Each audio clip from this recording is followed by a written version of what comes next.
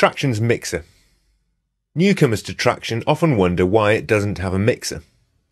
Of course, Tracktion does have a mixer, otherwise we would only be able to play back one track at a time. The key difference between Tracktion and most of its rivals is that Traction's mixer is completely integrated into the arrange page and makes no attempt to look like a traditional hardware mixer.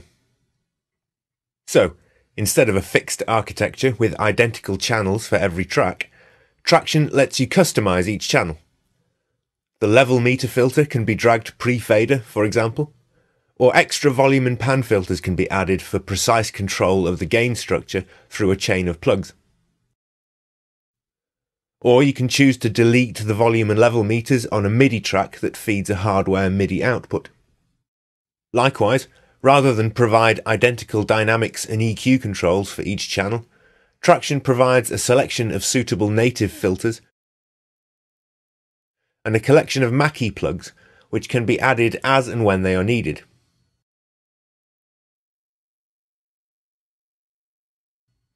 Alternatively, you could use third-party VST plugs if you prefer.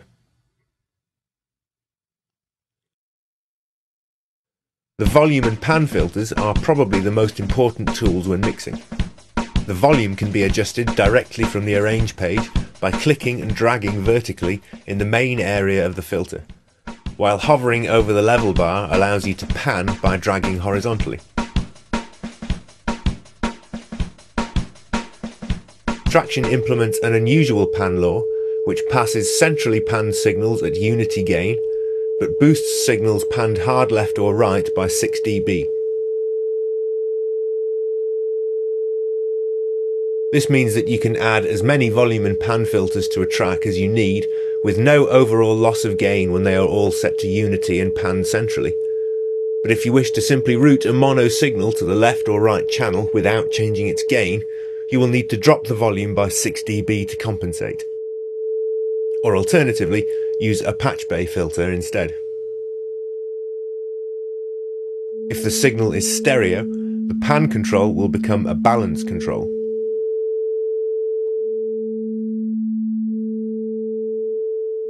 When dealing with large numbers of tracks, you might find that pressing F8 to squeeze all tracks onto the screen results in very narrow track lanes, and the volume filters may be too small to adjust properly.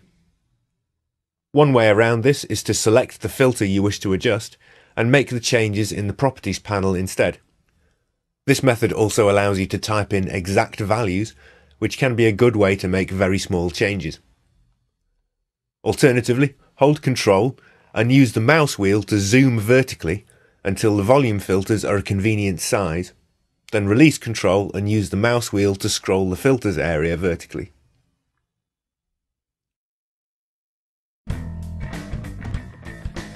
Each track also has mute and solo buttons at the far right, which can't be deleted. Soloing will mute all tracks except the soloed track, and is cumulative by default, so you can solo multiple tracks together and unsolo them individually. If you hold Ctrl before soloing another track, all previously soloed tracks will be muted again. This behaviour can be reversed in the User Interface tab of the Settings page. Changing the Solo Behaviour option to Exclusive Solo will mean you need to hold Ctrl to solo 2 or more tracks together. Muting a track will disable all filters on that track, so they will consume no CPU until you unmute them again.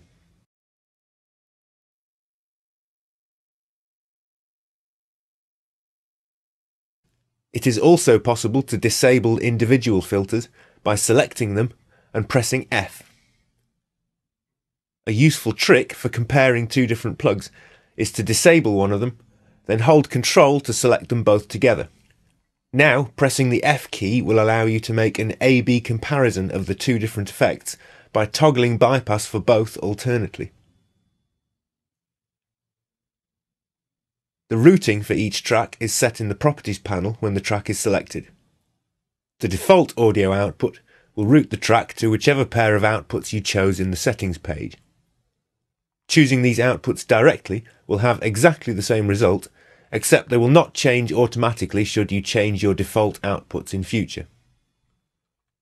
Any other outputs you have enabled will also show in this list, so you can split all your tracks to separate outputs to be mixed outside of Tracktion if required. The destination list also includes all other tracks in the edit, however, which allows a track or several tracks to be routed to another to create a subgroup. This allows you to, for example, route all your drum tracks to a single group so that you can easily control the level of the kit as a whole, or process the whole submix with compression or EQ. Subgroups can also be routed to further subgroups. For example, I may decide to group the top and bottom snare mics together before routing them onto the main drum group.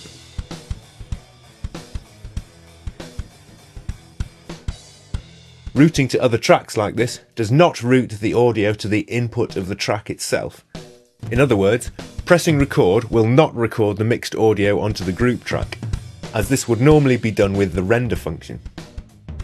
Instead, you should think of it as just routing the signal through that track's filter section. The track lane of the group track would normally not be used at all, although it can be useful to display automation data if required. If the group track uses a plug that takes MIDI data as well as audio, however, then the MIDI clips can be placed on the group track. Folder tracks are a useful new feature in version 3 and can be helpful when mixing as well as allowing you to organise your tracks better. Select a group of tracks and press the Create Folder Containing button. The resulting folder has a track lane with the folder name and the overview clips, and this track also has a VCA filter in its filter section.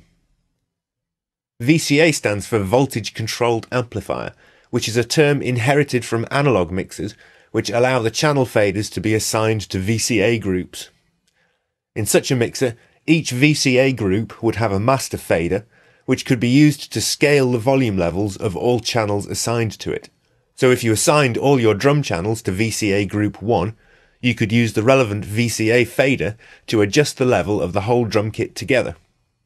And unlike a subgroup, channels assigned to a VCA group can all be routed differently. Tracktion's approach is slightly different, and obviously being digital, it doesn't really use voltage control.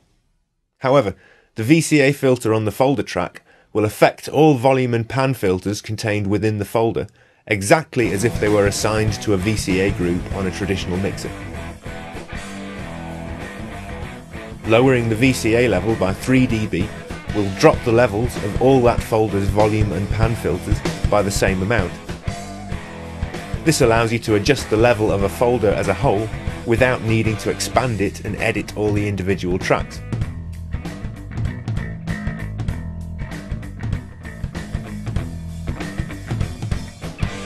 Unlike volume and pan filters, VCA filters cannot be deleted or copied and pasted, but selecting one will provide the same reset to unity and mute options as a normal volume filter. Tracktion will not allow you to add further filters to a folder track, because the tracks within can all have different routings. To process all the tracks in a folder through a single effect, you would need to first mix those signals together via a subgroup. This can be easily achieved, however. Simply select the folder track and use the routing options in the Properties panel to set the routing for all its tracks. The resulting subgroup can then be dragged into the folder if needed. Though if you do this, you should be aware that the VCA filter will now affect the group track level as well as the source track levels. So dropping the VCA level by 3 dB will now result in an overall gain change of 6 dB for the whole folder.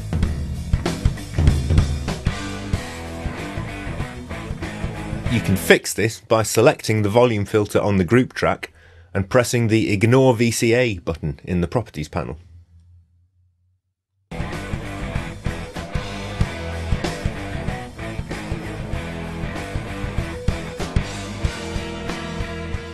Traditional auxiliary sends can also be set up using the aux send and aux return filters in the Tracktion filters list.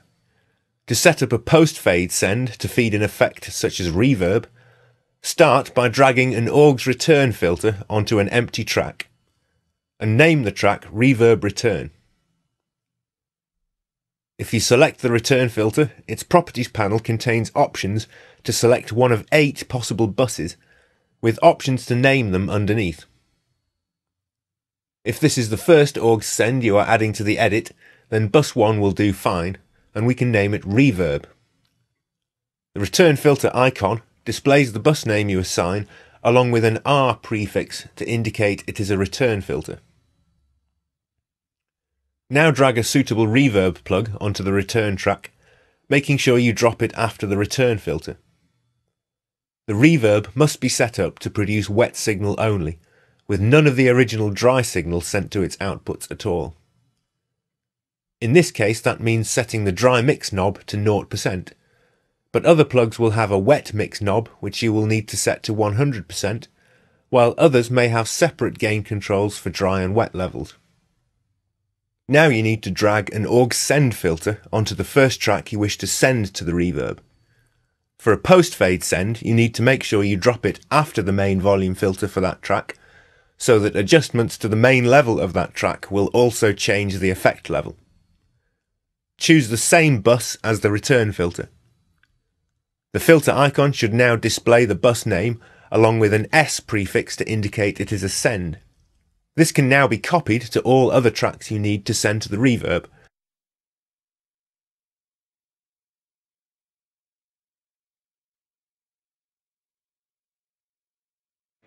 And the individual send level for each track can then be adjusted using the horizontal faders on the filters,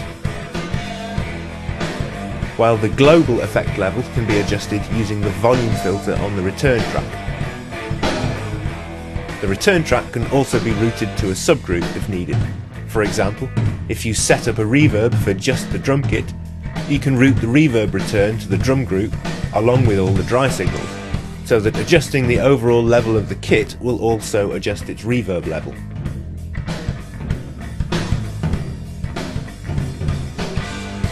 If you put the reverb return track inside the same folder as its send tracks, you should switch the volume filter on that track to ignore VCA, so that adjusting the drum levels with the VCA filter does not change the volume of the reverb return.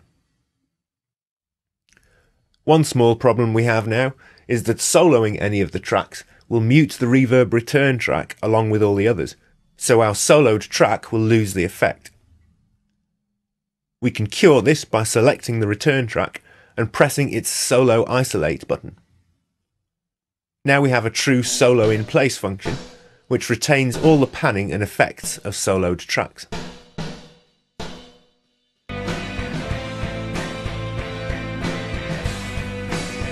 AUX sends are also traditionally used to create alternative foldback mixes to feed musicians' monitors or headphones. This is set up the same way, but instead of adding an effect after the return filter, you should select the return track and route it to the required output. The send filters should then be placed before the main volume filters on the send tracks, so that the main mix balance can be adjusted without affecting the monitor mix. This is called a pre-fade send.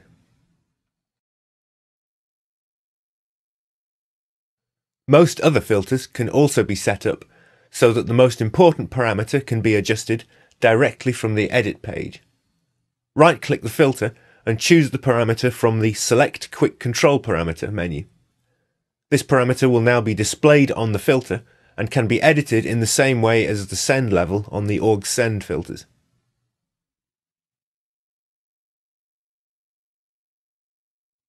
Some plugs will introduce extra latency on top of your system latency. This is because certain processes are impossible to achieve in real time. As a general rule of thumb, compressors or limiters that use a look-ahead algorithm and linear phase equalizers will all introduce a small delay on the signal they process, as will most reverbs that use a convolution engine. This delay usually makes such plugs unsuitable for use on live audio inputs, as, in the absence of any form of time travel, there is no way for Tracktion to predict the input signal in advance. However, When processing pre-recorded clips, Tracktion is able to automatically compensate for this delay according to the plugin delay compensation information supplied by the plug.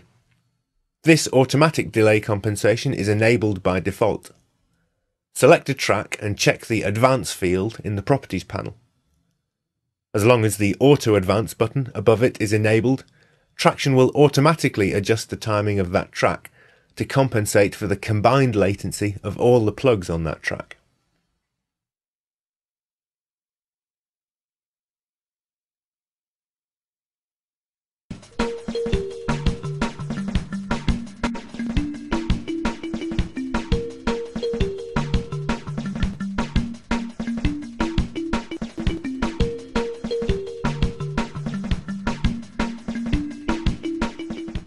Delay compensation will also work in combination with subgroups. Adding a non-real-time plug to a group track will automatically advance all the tracks that are routed to it, although the advance value will be displayed on the group track. Unfortunately, this will not work with the standard aux-send filters. Using a non-real-time reverb plug in a standard aux-send setup will result in an extra pre-delay on the reverb signal equivalent to that plug's latency. It is possible to set up an auxiliary send that does compensate for latency, but you need to use a rack. This will be explained in the rack filters chapter. The master section can be selected by clicking anywhere on the fader or the filter area, and this brings up various options in the properties panel. If you type a value into the fade-in box, Tracktion will automatically apply a fade-in at the start of the edit, which is represented by a curve superimposed on the timeline at the top of the edit. You can also specify a fade out, and Tracktion will set the end of the fade to the end of the last clip in the edit. The type of curves can be changed using the buttons underneath. You can normalize an edit or part of an edit using the Find Normalized Level button. Choosing max level will set the master fader so that the loudest peak hits exactly 0 dB full scale, and so is totally non-destructive. If you want to normalize to a slightly lower level, simply lower the master fader a little bit afterwards. The RMS normalize is similar, but it uses a special type of averaging to calculate signal levels rather than using the peak level. This means it will do a much better job of matching the volume levels of different audio files, but unless you set a suitably low target value, you will risk clipping the peaks. Again, this function analyzes the edit and then just sets the master volume fader accordingly, so it's totally non-destructive and the results can be adjusted if needed before rendering. Filters can be dragged to the area just above the master fader, in which case they will affect the entire mix, and these filters come before the master fader in the signal chain. This means that if you use a limiter or a third-party metering plug in the master section, you will probably need to keep the master fader at unity. If necessary, you can add an extra volume filter to the master section before the limiter or meter plugs, and use that as the master fader instead. An interesting feature of Tracktion is that if you have several pairs of audio outputs in use, the filters in the master section will affect them all independently. In other words, if you drag a native Tracktion filter into the master section, you are actually creating several filters, one for each pair of outputs, and these all share the same settings in the properties panel. This is a useful feature if you want to filter out some low-end rubbish from all your outputs at once, but if you try it with a complex plug such as Final Mix, you may find your processor starts to struggle. If you want to be able to use individual inserts for specific outputs, you can set this up using Tracktion's subgrouping features. Create a new track for each pair of outputs you want to use, then select each track in turn, route it to a specific output pair, and name the track after that pair.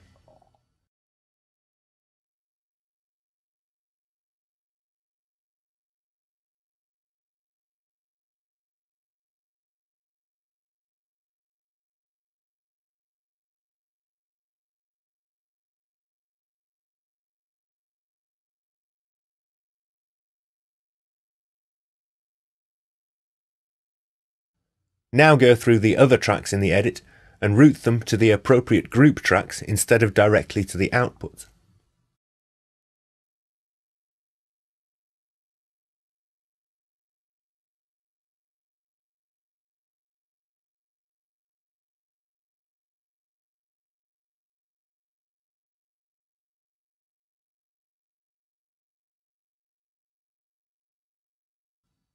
Each output can now be processed or metered independently using the group tracks, which can be hidden away in a folder when not needed.